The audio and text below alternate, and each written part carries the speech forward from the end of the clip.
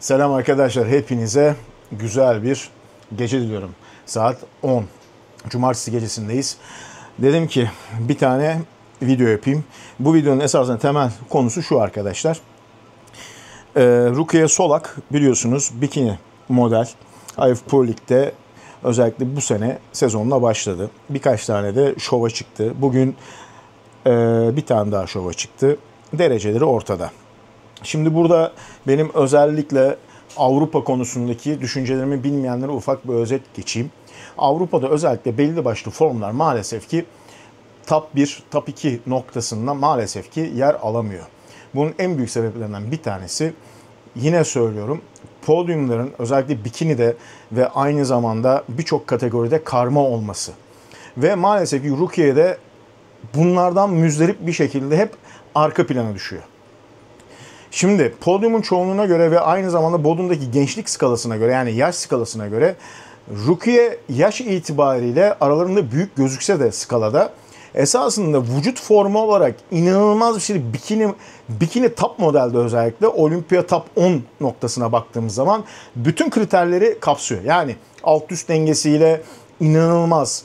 Formunun en ufak detayına kadar gerçekten bu video biraz hızlı bir video olacak arkadaşlar. Pek fazla uzatmak istemiyorum. Direkt düşüncelerimi söyleyeceğim, videoyu sonlandıracağım. Ama burada gerçekten hem popo detayı, hem bacak detayı, iç bacak detayı, arka bacak detayı, yani herkesin anlayabileceği dilde konuşuyorum. Latince herhangi bir kavram katmadan. Ve aynı zamanda göğüs hatları ve omuz hatları, sırt hatları, bel hatları, özellikle yüz şeklinin duruşu, boyuyla beraber gerçekten bana soracak olursanız Avrupa'daki en iyi sporculardan bir tanesi. Daha iyileri var mı? Evet var. Ama bu kadar yarışı üst üste bu kadar geri planda kalmasının en büyük sebeplerinden bir tanesi podyumdaki skalanın genel itibariyle karma olması. Ve burada da hakemler maalesef ki ilk önce yaşı, ondan sonra form ve uyumu katıyor, sonra full pakete bakıyor. Ve burada da en önemli kriter olarak yaş baz alındığında bu işe biraz daha uzun meyilli, kariyer babında daha uzun süreli kimler yaklaşım sergileyecekse ve hangisi daha çok öne geliyorsa onu tercih ediyorlar. Ve bunun arkasında gerçekten farklı bir detaylandırma yok. Bütün olay esasında bu. Amerika tarafına geçtiğimiz zaman ki bugün ben Taylan'a da söyledim direkt. Benim gönlümden geçen şu anda önlerinde gerçekten Tamer'in çok güzel bir Bikini Pro yarışması var Amerika'da. Oraya giderse gerçekten orada top 2 noktasında başa baş bir mücadele çekeceğini düşünüyorum. Çünkü vücut formuna baktığımız zaman inanılmaz kalifiye bir vücut ve aynı zamanda olimpiya bileti kestirirse gerçekten de skalanın üzerine kendi kariyerini baz aldığımız zaman Rukiye hocanızın gerçekten ön plana geçeceğini düşünüyorum. Yani burada bazınız diyor işte Mustafa'nın eşi, hanımı işte Gülşah bak Rukiye'yi geçti, hatta Ivanna'yı da geçti. Böyle gidiyor. Arkadaşlar olimpiyada izleyeceksiniz ve göreceksiniz sonuçların ne olacağını. Rukiye'de planları doğrultusunda, aile planları doğrultusunda, Mustafa ile olan veyahut da koçuyla olan planları doğrultusunda eğer geri çekilmezse, eğer olimpiya bileti kestirirse, bu mücadeleye devam ederse ve Las Vegas'a giderse hepimiz sonuçları, yani ben biliyorum zaten sonucun ne olacağını, siz de göreceksiniz. Ya buna ben adım kadar eminim. Ama burada işte belli başlı şeyleri anlatmak maalesef ki mümkün olmuyor. Ivanna konusunda da esasında bana yazı yazanlar oldu. Bu konuda da ben çok fazla diyaloğa girmedim.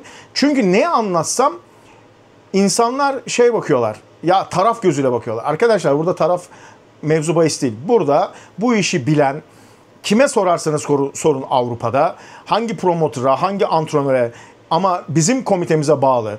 Ya gidin Taylan Solak'a sorun, anladın mı? Ya Mustafa'ya sorun. Mustafa da benimle olan aynı hemen yakından cevap verecektir. Burada sadece insanlar, Türkiye'de özellikle çok fazla bir kitle, çok fazla taraftarlık gözüyle baktığı için sadece bu noktada belli başlı benim dışımdaki insanlar şöyle bakıyorlar. Üstlerine çok fazla hater bir kitle gelmesin, ya ben bulaşmayayım, herkes mutlu mesut yaşasın, kimse kimsenin işine bulaşmasın modunda. Ben öyle bakmıyorum. Benim bakışım tamamıyla fanatizm ama benimki biraz daha komite fanatizmi noktasında. Yani ben komite tarafından bakıyorum sporculara. Olması gerekeni söylüyorum. Sizler karşı taraftan bana hayır öyle değil diyorsunuz. Ve sonuç itibariyle aylar yıllar geçiyor ve benim dediğime geliyorsunuz. Bu benim dediğim doğru, benim işte şu şöyle ben her şeyi biliyorum değil. Bu işin bir kozmatiği, bir sistemi ve bir gidişatı var. Yani bu işin bir sistemi var. Ve bu sistemin içerisinde bir doğru bir de yanlış var.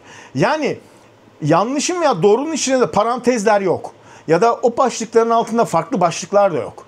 Sadece burada maalesef ki sosyal medyada kitlenin fanatizm dolu, özellikle seven bir kitlesi olduğu için sporcuların da yediremedikleri belli başlı sözler oldukları için, yediremedikleri bazı bakış açıları olduğu için ona bir taraf sergiliyorlar. Ama burada benim bir taraf söz konusu değil. Onun için de ben esasında Ivan'la ile Gülşah arasında da bir video çekmedim. Gerek bile duymadım. Çünkü Ivan'la dediğimiz kişi, dediğiniz kişi 16 kere olimpiya bileti kestirmiş bir kişi. Yani 16 kere kestirdi. Anlatabiliyor muyum? Yani burada pek fazla farklı skalaları anlatmak istemiyorum. Mesleğimi de icra da etmek istemiyorum. Çünkü kimse iş öğretecek değilim. Çünkü bu benim ekmek teknem, profesyonel hayatımı geçindirdiğim esasında mesleki kariyerimi barındırıyor. Bu yüzden de pek fazla detayda vermek istemiyorum. Ama Rukiye hocanız için şunu söyleyebilirim arkadaşlar. Gerçekten çok başarılı. Özellikle geçen seneyle bu sene arasında ciddi bir fark var. Ciddi bir donanım farkı var. Ve bu benim gerçekten izlerken bile inanılmaz hoşuma gidiyor. Ben o şeyin Mustafa'ların veyahut da Rukiye hocanızın herhangi bir çevresinde, onların ekibinde olan birisi değilim. Ben dışarıdan onları izleyen bir gözüm sadece. Sadece o komiteye bağlı bir antrenörüm. Ve orada işte Rukiye'den çıkarım var, işte Mustafa'dan çıkarım var diye de bu şekilde konuşmuyorum. Tamamıyla esasında hiçbir olayım yok. Yani bu noktada ne Mustafa ile bir kere bile yan yana gelmişliğim var, ne Rukiye hocanızla bir kere bile yan yana gelmişliğim var. Ama burada şöyle bir konu var. İyi mi? Evet iyi abi. Kötü mü? Kötü abi. Siklete uyuyor mu? Kategori uyuyor mu? Uyuyor abi. Uymuyor mu? Uymuyor abi. Bu kadar. Daha farklı bunu dillendirmek istemiyorum. Bunu da çok özür dilerim, susadım. Oh. Hava çok sıcak bu arada. Bunu da bu şekilde sizlere dillendirmek istedim. Sizlere izah etmek istedim. Umarım bilgilendirici bir video olmuştur. Şimdiden videomu izlediğiniz için gerçekten teşekkür ediyorum. Bir sonraki videoda görüşmek üzere. Hoşça kalın. Lütfen videomu beğendiyseniz beğen butonuna, kanalımı takip etmiyorsanız takip almayı ihmal etmeyin. Elimden geldiği kadar video çekmeye devam edeceğim. Hadi bakalım.